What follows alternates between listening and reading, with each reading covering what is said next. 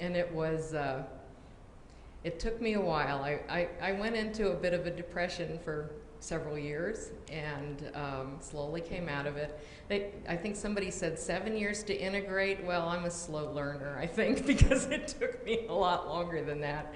And I think I'm still integrating. And my idea of what my mission is has changed so much over time. I thought I was supposed to write a book, so I did that. I thought I was supposed to do this, so I did that, this and that.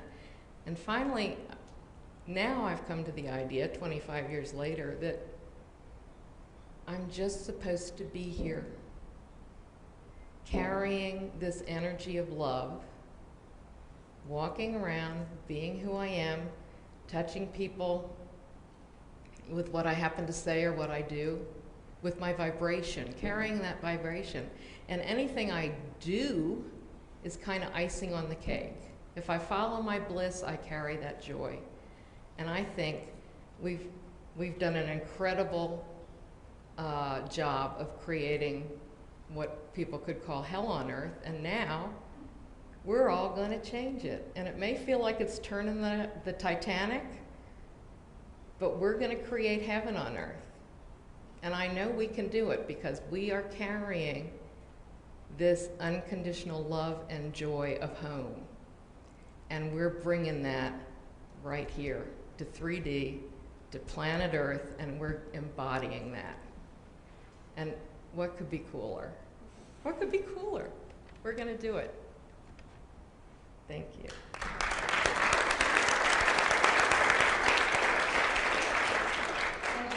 These two ladies have had very different experiences from each other, and we're going to now hear from Kelly.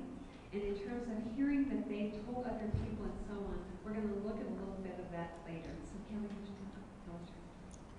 Hi, I'm Kelly Wiggin, and I found out about 2 hours ago that I'm probably an experiencer. I never really considered what I experienced as a near-death experience. It wasn't nearly as elaborate or beautiful or whatever. I'm a nurse and I've read about these experiences. I've talked to people about them for many, many years, but never really connected it to myself.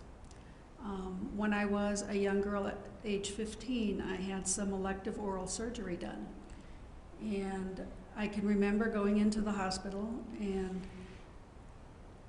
going into the little OR room and lying on the OR table, and the person who was going to start my IV and give my anesthesia, I can just remember having the thoughts in my head, this is not good, I shouldn't be doing this.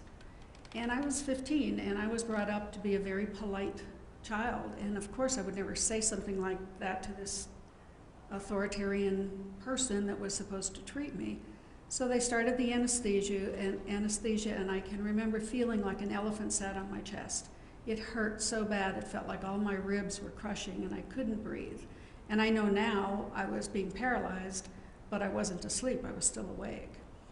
And the next thing I remember was this hearing everybody running around me just in a sense of panic as they were trying to resuscitate me. And I got scared, and I thought, oh God, I knew something was going to go wrong. And then I had this general, overwhelming sense of calm. It was like, don't worry, folks, it's okay, calm down, I'm dying, that's the right thing, that's okay. And I just felt bad that they were all running around like chickens, and everything was just fine as far as I was concerned. I then moved to being above myself in the little OR room that we were in, and watched them running around, and one person knocked a tray over, and I was just thinking, oh, I feel bad for them. They shouldn't have to be so worried about things. And I was just I didn't feel surprised. It was just kind of a curious experience, but the emotional piece of it was so calm, as if, I'd never been that calm before, and I couldn't imagine going back into a life that wasn't that calm. But I kept looking at all these people running around, and I felt so bad, and I thought, I need to go back down there because I feel bad for them. I need to go back so they don't feel bad about the fact I'm dying. And that was really the last thought that I had. And the next thing I knew was 3 days later when I woke up, and I woke up and I looked to the side of my bed, and my Uncle Jimmy was there, who had flown in for my funeral. And, you know, he freaked out when I said, Uncle Jimmy, you know, what are you doing here? And I just remember my body feeling so heavy. It's like I weighed 5,000 pounds in that bed, and I just I didn't know how to move in this world again. And so I don't have all the drama of the light or the tunnel or any of that. But I always, to this day, remember that sense of calm, and still to this day strive for places that will give me a sense of calm. Thank you.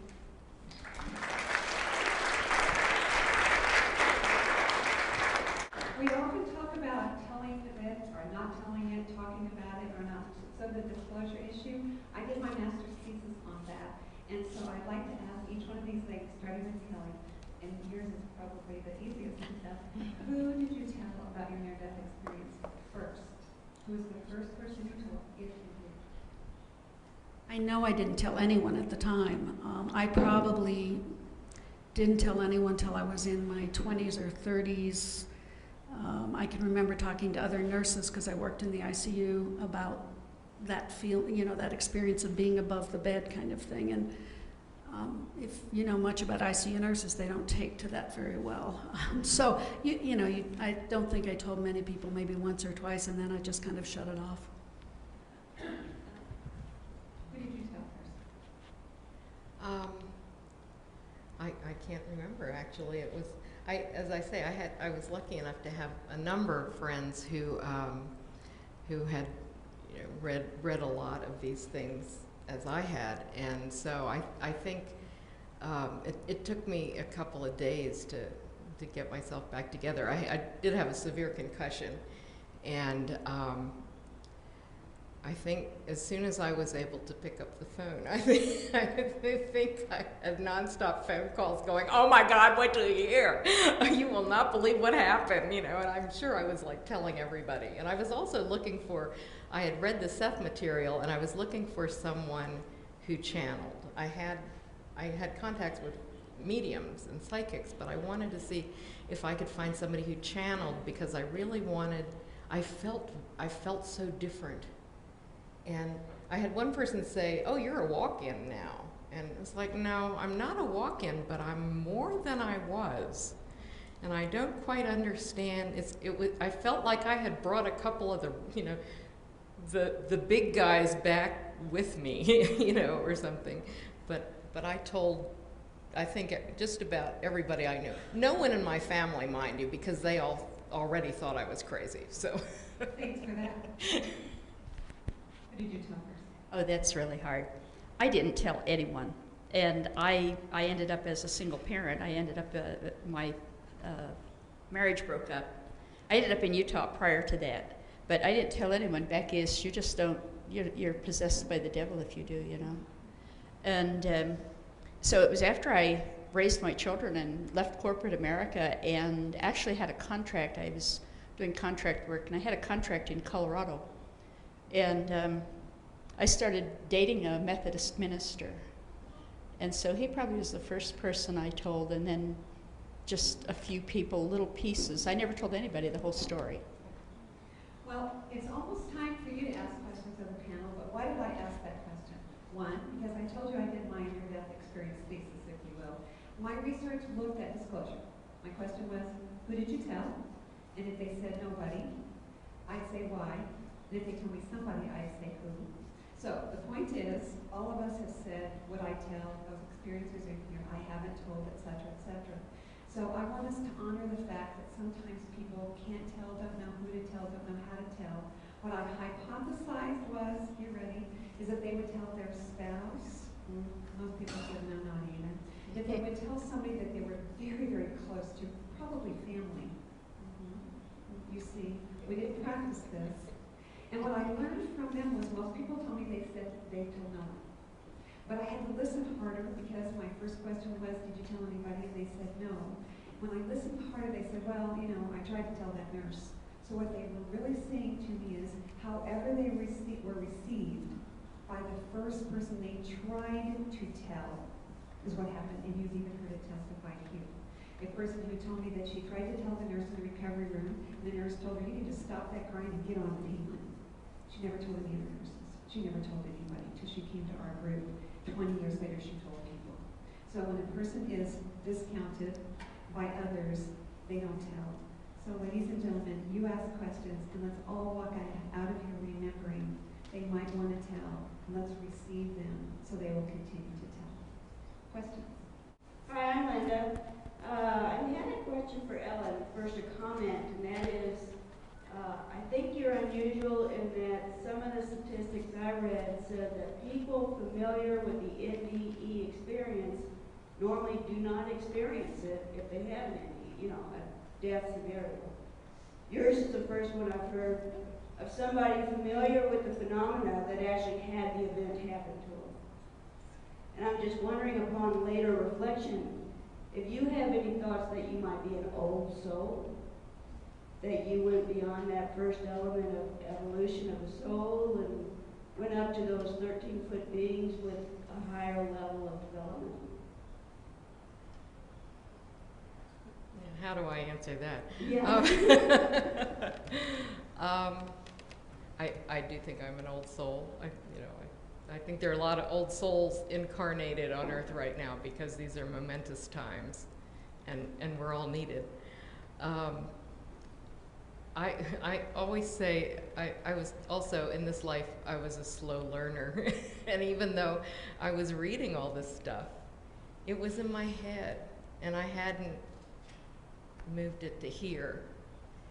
And I think whether one wants to say the universe did it, I believe that we're all powerful divine beings and nobody tells us what to do. So I think my higher self said, oh man, she's just putzing around and we gotta get on with it. And I think I sort of chose to hit myself in the head with a car to get my attention. So. And then a quick question for all of you. Did any of you detect your silver cord that we hear about? No? I'll just say I don't know that I was even aware or paid any attention to that. I just got to second that. I've never seen a silver cord anytime I've been out of my body. Nor did I have that experience or knowledge at all. Well, thanks to all three of you. I got something from each of your stories. And Bonni, you commented how much IANDS has helped you, but I think this is a story about karma because look what's happened. You've come back to give us the gift of your story. So it's been an exchange, I think. And Linda, is it at the end? Kelly, thank you very much for your story too. And in no way do I see it as less important than stories that have maybe more of a non-material aspect, because just that the knowing of being out of your body and that there's consciousness process apart from your physical body has got to be tremendously powerful as a nurse. But my question really is for Ellyn. It's kind of related to what Linda said here. I was struck, I'm a counselor, and I was struck by how, despite the fact that you knew a lot about transpersonal phenomena in general and DEs specifically, you had a great support system, all kinds of people that you could talk with. You still had years of depression, difficult transition. You sort of answered it by saying that all your knowledge was up here and it wasn't down here. But I wonder if I got the sense that it's the transformation that occurs with the NDE. It's instantaneous, and you come back and you're just different. Is maybe makes the difficulties afterwards inevitable. I wonder what you think about that. I think that's true. And I was trying not to go into too many details because I know we were short of time. I think for me, I didn't want to come back. I didn't feel like I wanted to come back, although I accepted full responsibility. I know nobody made me, so clearly I changed my mind, and I couldn't understand why. So I think it was anger directed at myself of why did I make myself come back? And I couldn't come up with a reason. And I'd kind of always been a misfit, but now it was even worse. And